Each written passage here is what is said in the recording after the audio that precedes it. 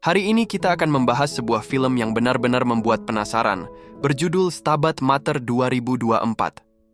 Film ini direkomendasikan langsung oleh salah satu penonton yang mengatakan bahwa ceritanya penuh kejutan dan wajib untuk diulas. Awalnya saya hanya penasaran, tetapi setelah menontonnya, saya benar-benar dibuat tercengang.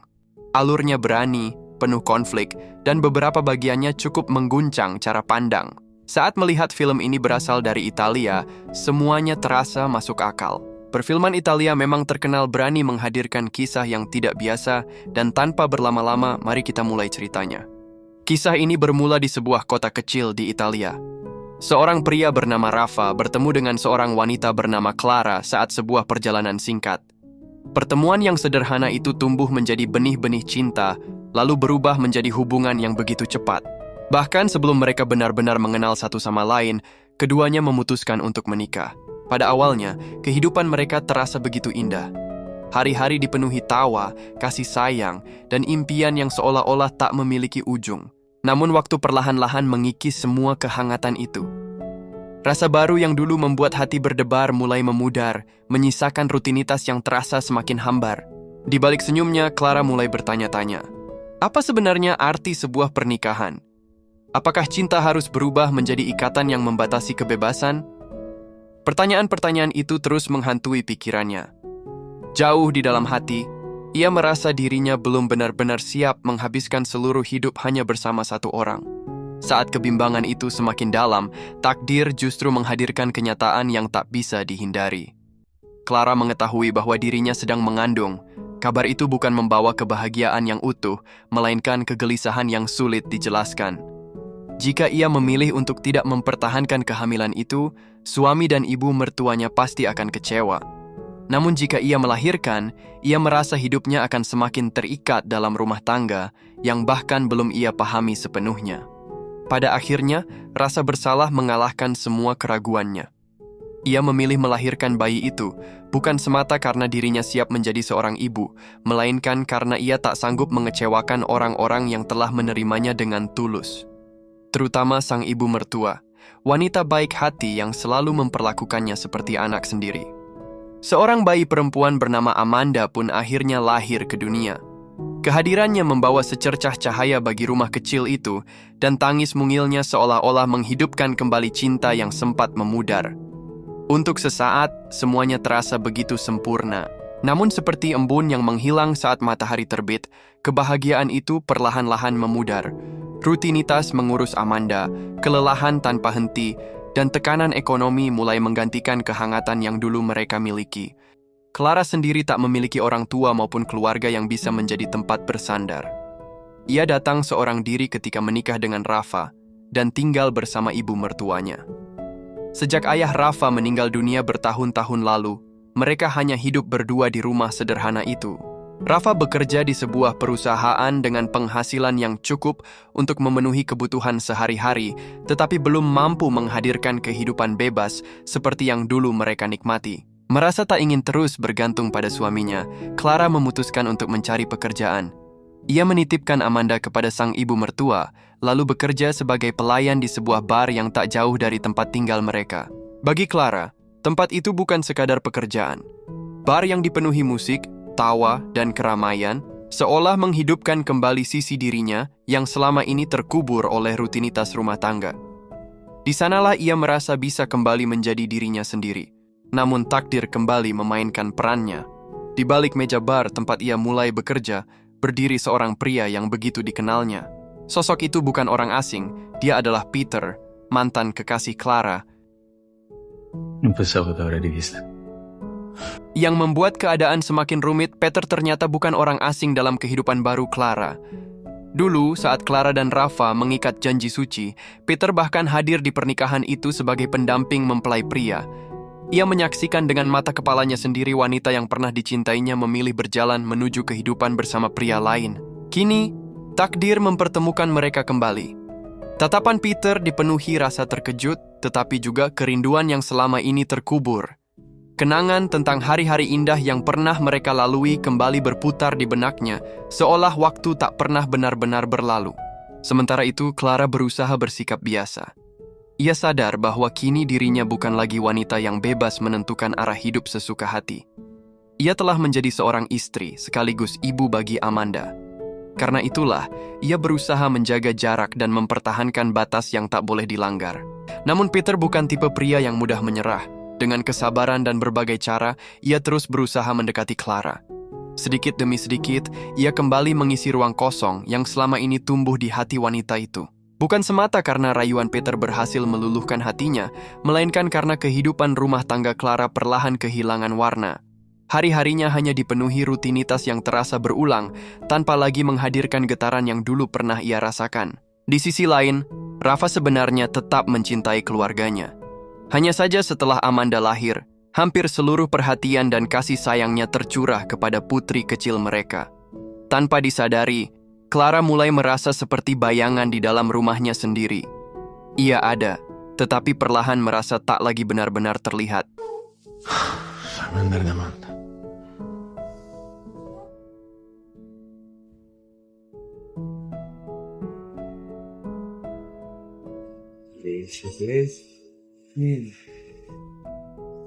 Seiring berjalannya waktu, hati Clara yang semakin rapuh perlahan menemukan tempat berlabuh pada Peter. Perasaan yang dulu sempat terkubur kini kembali menyala, bagaikan bara yang tersiram angin. Hubungan mereka pun kembali terjalin, membawa Clara hanyut dalam pusaran emosi yang selama ini ia pendam. Di sisi lain, Clara merasa kehidupan bersama Peter menghadirkan sesuatu yang telah lama hilang dari hidupnya, yaitu sebuah gairah, kebebasan, dan sensasi yang membuatnya merasa benar-benar hidup. Berbeda dengan kehidupan rumah tangganya bersama Rafa, yang kini dipenuhi rutinitas dan tanggung jawab sebagai orang tua. Namun, kebahagiaan semu itu tidak berlangsung lama. Suatu hari, Clara tiba-tiba merasakan nyeri hebat di bagian perutnya. Awalnya ia mengira hanya sakit perut biasa. Namun ketika memasuki kamar mandi, darah segar terus mengalir tanpa henti. Saat itulah kenyataan pahit menghantamnya. Ternyata Clara mengalami keguguran. Ibu mertualah yang segera membawanya ke rumah sakit. Setelah mendapat penanganan medis, wanita tua itu tidak memarahinya sedikit pun. Ia hanya memandang Clara dengan tatapan penuh kecewa dan kesedihan. Dalam hatinya, ia sudah memahami bahwa bayi yang hilang itu bukanlah darah daging Rafa. Dengan suara lembut ibu mertuanya berkata, "Clara, cobalah tenangkan hatimu. Sekarang kamu bukan hanya seorang istri, tetapi juga seorang ibu, dan Amanda membutuhkanmu." Kalimat sederhana itu terasa jauh lebih menyakitkan daripada kemarahan. Namun Clara hanya terdiam, tak mampu membela diri karena jauh di lubuk hatinya, ia tahu semua itu benar. Sekembalinya dari rumah sakit, Clara sempat berniat mengundurkan diri dari pekerjaannya di bar. Ia ingin mengakhiri semua kesalahan dan kembali menjalani kehidupan yang normal bersama keluarganya. Sayangnya, semuanya sudah terlambat. Begitu kembali memasuki bar yang penuh musik dan hiruk-pikuk itu, tekadnya kembali runtuh. Tempat itu telah menjadi pelarian dari rasa bersalah yang terus menghantuinya. Barulah kemudian terungkap bahwa Peter bukan sekadar pemilik bar. Di balik usahanya, ia juga terlibat dalam peredaran barang-barang terlarang. Sejak kembali dekat dengannya, Clara tanpa sadar ikut terseret ke dalam lingkungan yang semakin gelap. Hari-harinya dipenuhi pesta dan pelarian dari kenyataan, hingga membuatnya semakin sulit untuk melepaskan diri. Bagi Clara, dunia itu menjadi tempat untuk melupakan rasa bersalah terhadap keluarga yang perlahan ia hancurkan. Namun semakin lama ia bersembunyi, semakin besar pula harga yang harus dibayar. Dan akhirnya, rahasia yang selama ini disimpan rapat mulai terbongkar. Rafa sebenarnya telah lama menyadari ada yang berubah pada istrinya. Clara semakin sering pulang larut malam, bahkan beberapa kali tidak pulang sama sekali. Ia memilih memendam semua kecurigaannya karena takut kehilangan keluarganya. Namun ada batas bagi kesabaran seseorang pria terhormat. Suatu malam dengan hati yang hancur, Rafa akhirnya memberanikan diri bertanya, apakah Clara memiliki pria lain di luar sana? Mendengar pertanyaan itu, Clara hanya terdiam beberapa saat.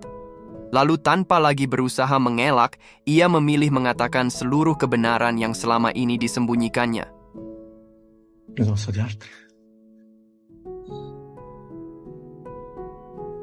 Rispondi. Ce ne sono stati altri.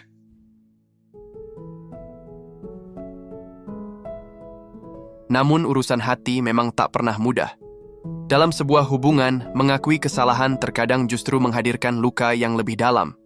Sayangnya, Clara memilih berkata jujur, dan seketika kebenaran itu menghancurkan Rafa. Pria yang selama ini berusaha mempertahankan keluarganya seolah-olah kehilangan seluruh harapan, serta emosi yang selama ini ia pendam akhirnya meledak. Rumah yang dulu dibangun atas nama cinta kini runtuh oleh pengkhianatan. Pada akhirnya, pernikahan mereka berakhir dengan perceraian. Hak asuh Amanda jatuh kepada Rafa. Sementara Clara memilih meninggalkan rumah itu menjadi sosok ibu yang hanya bisa memandang putrinya dari kejauhan.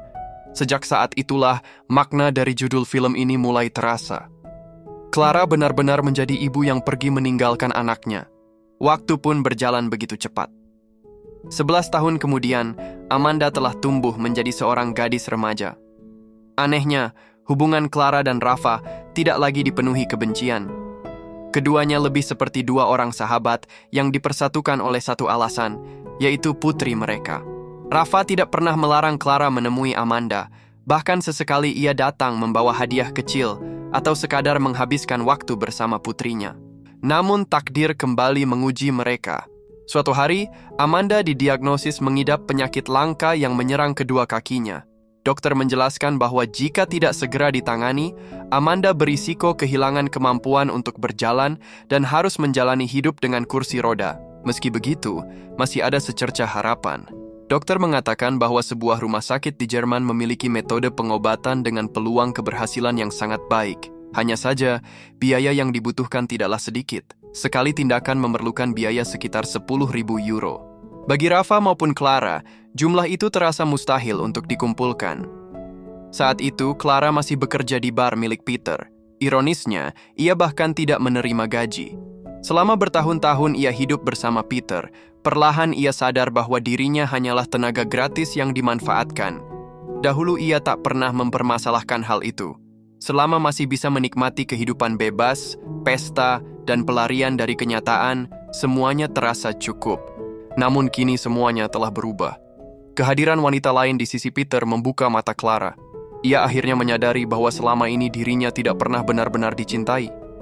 Di mata Peter, ia hanyalah seseorang yang bisa datang dan pergi sesuka hati. Anehnya, Clara tidak terlalu bersedih.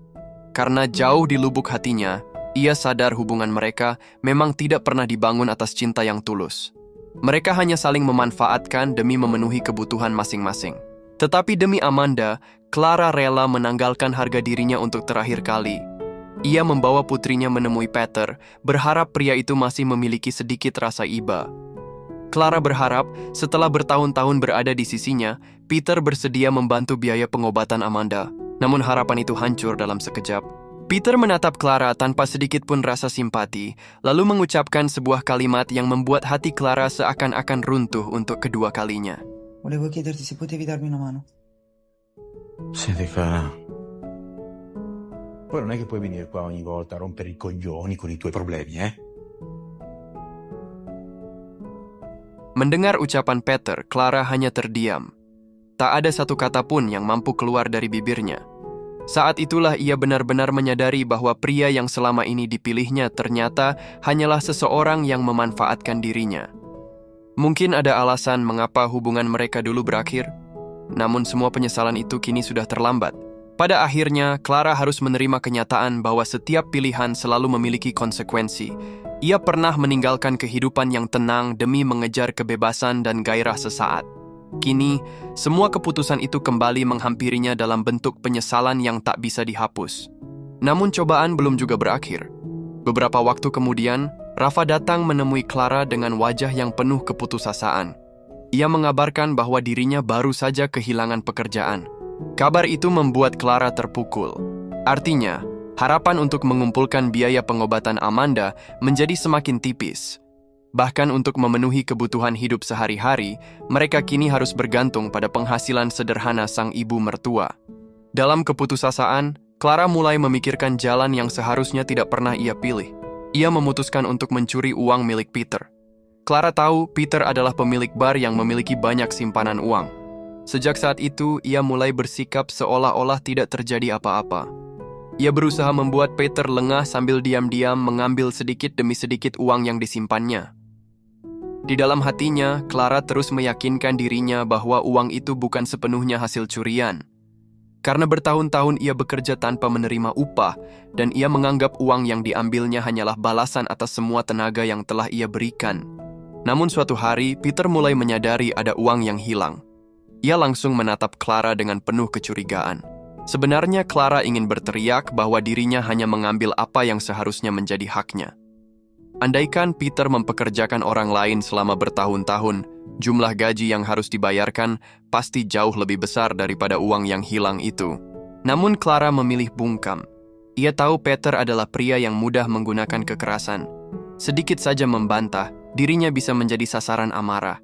Sementara itu, kondisi Amanda terus memburuk dari hari ke hari. Tak lagi memiliki pilihan, hingga Clara akhirnya mengambil keputusan terbesar dalam hidupnya. Suatu malam, saat Peter sedang pergi, Clara masuk ke dalam bar untuk membawa kabur seluruh uang simpanannya. Malam itu juga, ia langsung mengantarkan uang tersebut ke rumah Rafa agar biaya pengobatan Amanda bisa segera dipenuhi. Seperti yang diduga, Peter segera mengetahui uangnya telah lenyap, dan ia sadar hanya ada satu orang yang mungkin melakukan semua itu. Peter sebenarnya bisa saja melaporkan kejadian tersebut kepada polisi, namun ia tidak berani. Sebagian uang itu berasal dari aktivitas ilegal yang selama ini ia sembunyikan. Jika kasus itu terbongkar, bukan hanya uangnya yang hilang, tetapi seluruh usahanya juga bisa berakhir. Karena tak dapat menempuh jalur hukum, Peter memilih melampiaskan amarahnya dengan caranya sendiri. Clara juga sebenarnya sudah siap menerima segala akibat dari perbuatannya, tetapi ia tidak pernah membayangkan bahwa Peter akan bertindak sekejam itu. Dalam luapan amarahnya, Peter menganiaya Clara hingga ia kehilangan nyawanya. Dan sampai disitulah akhir perjalanan hidup Clara. Seorang wanita yang berkali-kali mengambil keputusan keliru, tetapi pada akhirnya menyerahkan segalanya demi menyelamatkan putri yang paling ia cintai.